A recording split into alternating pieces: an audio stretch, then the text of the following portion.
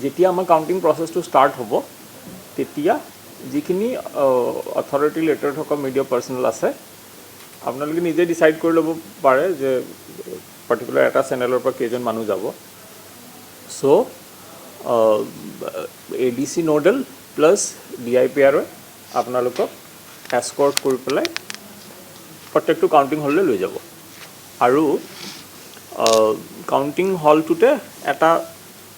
mark থাকিব সেই মাৰ্কটোলৈকে আপোনালোকে সোমাব পাৰিব আৰু তাৰ পৰাই আপোনালোকে ফটো ভিডিঅ' যি লয় সেইটো ল'ব পাৰিব আৰু কোনো কাৰণতে আপোনালোকে ষ্টেণ্ড কেমেৰা লৈ যাব নোৱাৰে মানে ষ্টিল ফটোগ্ৰাফ ল'ব নোৱাৰে আৰু প্লাছ সেই যিটো লাইন থাকিব সেই লাইনটোৰ আগলৈ সোমাই যাব নোৱাৰিব the basic purpose is that কি চিক্ৰেচি অফ ভোটটো ভাইলেট হ'ব নালাগে আৰু প্ৰিফাৰেবলি যেনেকৈ এনেকুৱা আপোনালোকৰ হেণ্ড হোল্ড কেমেৰা আছে হেণ্ড হোল্ড কেমেৰাবিলাক আপোনালোকে লৈ যাব পাৰিব চ' আই থিংক কিবা এটা ইণ্টাৰভেলৰ মাজে মাজে আপোনালোকে গৈ থাকিব পাৰিব আই থিংক ইনিচিয়েলি 7:30 এবাৰ গ'ল ছাপ'জ গৈ তেতিয়ালৈকে কাউণ্টিঙৰ মানুহখিনি বহিব তাৰপিছত হয়তো আপোনালোকে 8:30মান বজাত এবাৰ গ'ল তাৰপিছত 12টামান বজাত এবাৰ গ'ল সেইটো আপোনালোকে DIPR প্লাছ কনচাৰ্ণ মানে চেল ইন চাৰ্জৰ লগত কথা পাতি আপোনালোকে টাইমটো ডিচাইড কৰি ল'ব পাৰিব আৰু প্ৰিফাৰেবলি কি এবাৰ যেতিয়া যাব টিমটোৱে আপোনালোকক এছকৰ্ট লৈ গ'ল তেতিয়া যাতে গোটেইখিনি যাৰ যাৰ যাবলগীয়া আছে তেওঁলোক গ'ল তাৰপিছত আকৌ এটা ইণ্টাৰভেলৰ পিছত আকৌ এবাৰ গ'ল তো তেনেকৈ কৰিব পাৰিব তাৰ উপৰিও মিডিয়া চেলত PA ছিষ্টেমো থাকিব যিটো ৰিজাল্ট ৰাউণ্ড ৱাইজ যিটো ৰিজাল্ট হয় তিনিওটা LACৰ কাৰণে সেই ৰাউণ্ড ৱাইজ ৰিজাল্টটোৰ এটা কপি DIPRয়েও পাব তো তাতে তেওঁ এনাউন্সো কৰি দিব সেইটো আপোনালোকে নোট ডাউন কৰি ল'ব পাৰিব চ' ডেট মানে ৰাউণ্ড ৱাইজ ৰাউণ্ড যিটো ৰিজাল্ট হ'ব সেইটোৰো আপোনালোকৰ হাতত এটা ইনফৰ্মেশ্যন আহি থাকে চ' এইটোৱে হৈছে আমাৰ কাউণ্টিং ৰিগাৰ্ডিং যিখিনি আপডেট আপোনালোকক দিবলগীয়া আছে আৰু বাকী মিডিয়া চেলতে আপোনালোকৰ ৰিফ্ৰেছমেণ্ট হওক বা স্নেক্স হওক সেইবিলাক তাতে প্ৰভাইড কৰা হ'ব মানে কাউণ্টিং হলৰ ভিতৰত মানে কাউণ্টিং চেণ্টাৰটো বা কাউণ্টিং পৰিসৰটোৰ ভিতৰত যেতিয়া থাকিব আপোনালোকে সেই ডেজিগনেটেড প্লেচটোতে থাকিব লাগিব আৰু তাৰ পৰা কাউণ্টিং হললৈ আপোনালোকক মানে লৈ অহা হ'ব আমি মোবাইল ৰিলেটেড কথাটো মই আপোনালোকক পিছত বুজাই দিম ঠিক আছে চ' that is regarding this thing the preparedness আৰু এতিয়া আমি আপোনালোকক ইলেকশ্যন মানে কাউণ্টিং প্ৰিপেয়াৰনেছৰ ওপৰত অলপ কথা ক'ব বিচাৰিম চ' আমাৰ বঙাইগাঁও জিলাত 3টা LAC আছে বঙাইগাঁও অভয়াপুৰী আৰু সৃজনগ্ৰাম আৰু এই তিনিওটা LACৰে কাউণ্টিং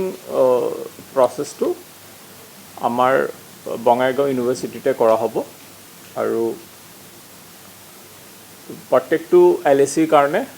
কাউণ্টিং হলসমূহ প্ৰস্তুত কৰি অলৰেডি উলিওৱা হৈছে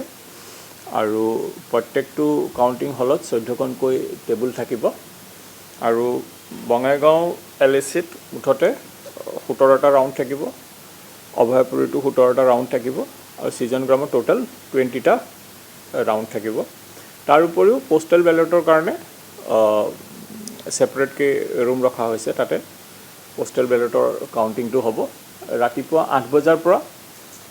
পোষ্টেল বেলটৰ কাউণ্টিং ষ্টাৰ্ট হ'ব ডেজিগনেটেড ৰুমসমূহত আৰু তাৰপিছত 8:30 বজাৰ পৰা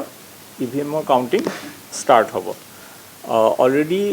যি কাউণ্টিং ছুপাৰভাইজাৰ আছে বা কাউণ্টিং ষ্টাফ আছে তেওঁলোকৰ ট্ৰেইনিংসমূহ দিয়া হৈছে 2টা ফেজত তেওঁলোকক ট্ৰেইনিং দিয়া হৈছে অলৰেডি আৰু আমি কেণ্ডিডেটসমূহৰ পৰাও যি কাউণ্টিং এজেণ্ট লিষ্ট পাব লাগে নাম পাব লাগে সেইসমূহ আমি অলৰেডি পাইছোঁ তেওঁলোকৰ পুলিচ ভেৰিফিকেশ্যনো কৰা হৈছে আৰু এইবাৰ ইলেকশ্যন কমিশ্যনৰ ফালৰ পৰা কাউণ্টিং ৰিগাৰ্ডিং 2টামান নতুন ইনিচিয়েটিভ আছে মই আপোনালোকক সেইটোৰ বিষয়েও জনাব বিচাৰিম এটা হৈছে যে QR code based photo identity card এইবাৰ কাউণ্টিং এজেণ্টসকলক ইছ্যু কৰা হৈছে আৰু ECI নেটৰ থ্ৰুদি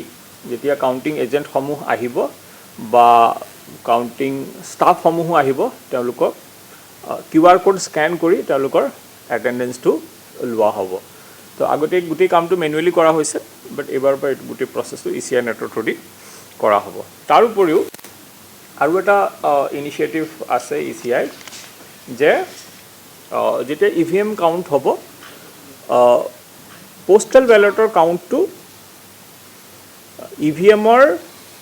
কাউণ্টিঙৰ যিটো পেনাল্টিমেট ৰাউণ্ড থাকিব মানে যিটো ছেকেণ্ড লাষ্ট ৰাউণ্ড থাকিব তাৰ আগতে কমপ্লিট কৰিব লাগিব আৰু যেতিয়ালৈকে সেই ৰাউণ্ডটো কমপ্লিট হৈ নাযায় তেতিয়ালৈকে লাষ্ট দুটা ৰাউণ্ডৰ EVMৰ কাউণ্টিং ষ্টাৰ্ট কৰা নহ'ব চ' ছাপ'জ এতিয়া আমাৰ ছিজন গ্ৰামত ছাপ'জ 20টা ৰাউণ্ড আছে তো 18টা ৰাউণ্ড কমপ্লিট কৰাৰ পিছত যদি পোষ্টেল বেলটৰ কাউণ্ট শেষ হৈ নাযায় তেতিয়াহ'লে 19 নম্বৰ ৰাউণ্ডটো ষ্টাৰ্ট কৰা নহ'ব বাট আমি যিমানখিনি পোষ্টেল বেলট পাইছোঁ আমি ভাবিছোঁ যে পেনাল্টিমেট ৰাউণ্ড আহি পোৱাৰ আগতেই পোষ্টেল বেলটৰ কাউণ্টিং শেষ হ'ব লাগে চ' বাকী ছিকিউৰিটিৰ ফালৰ পৰা যথেষ্টখিনি এৰেঞ্জমেণ্ট কৰা হৈছে SP সাহেবে আপোনালোকক অলপ ডিটেইলত ক'ব মই খালি দুটা কথা ক'ব বিচাৰিম যে যিটো আমাৰ কাউণ্টিং চেণ্টাৰ থাকিব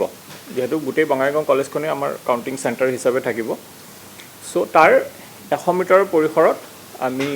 BNS 163ত কিছুমান ৰেষ্ট্ৰিকশ্যন লগাম আৰু তাৰ উপৰিও 4 তাৰিখ যেহেতু কাউণ্টিং আছে তো সেইটো ড্ৰাই ডে হিচাপেও আমি অলৰেডি অৰ্ডাৰ উলিয়াইছোঁ আৰু অলৰেডি আমাৰ যিসকল কেণ্ডিডেট আছে কেণ্ডিডেটসকলৰ ইলেকশ্যন এজেণ্ট বা কেণ্ডিডেটসকলৰ লগত আমি 2-3 ৰাউণ্ডৰ অলৰেডি মিটিং কৰিছোঁ তেওঁলোকক আমি গোটেই গাইডলাইনছসমূহ বুজাই দিছোঁ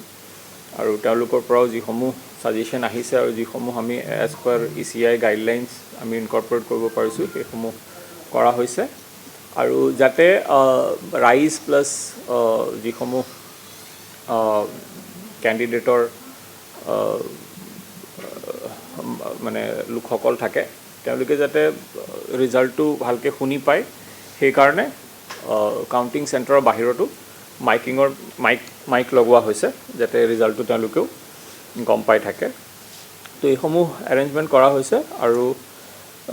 এটা আমি কেণ্ডিডেটসকলকো এটা বস্তু জনাইছোঁ যে ইলেকশ্যন ৰিজাল্ট যেতিয়া ডিক্লেয়াৰ হৈ যাব তাৰপিছত যাতে তেওঁলোকে যিটো ভিক্টৰী প্ৰচেছন হয় একজেক্টলি গোটেইটো প্ৰহিবিট কৰা হোৱা নাই বাট এটা ৰেষ্ট্ৰিক্টেড ৱেত বা ৰেগুলেটেড ৱেত তেওঁলোকক সেইটো কৰিবলৈ অনুৰোধ জনা হৈছে আৰু তেওঁলোকক প্ৰায় পাৰ্মিশ্যন ল'বলৈও কোৱা হৈছে আৰু তেওঁলোকেও আমাক জনাইছে যে